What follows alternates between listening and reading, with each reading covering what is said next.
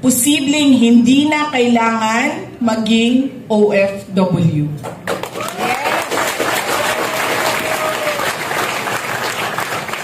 Aalis lang po tayo sa ating bansa, hindi dahil sa pangangailangan, kundi dahil sa kagustuhan.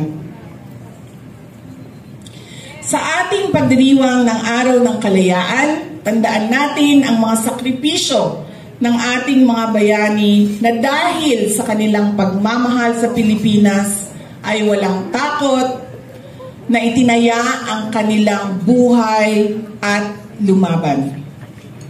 Paalala rin ang araw na ito na ang kalayaan ay makakamtan lamang natin kung tayo ay tunay na nagkakaisa. Dahil sa ating pagkakaisa ay nagkakaroon tayo ng lakas, ng determinasyon, ng tapang, ng kaisog.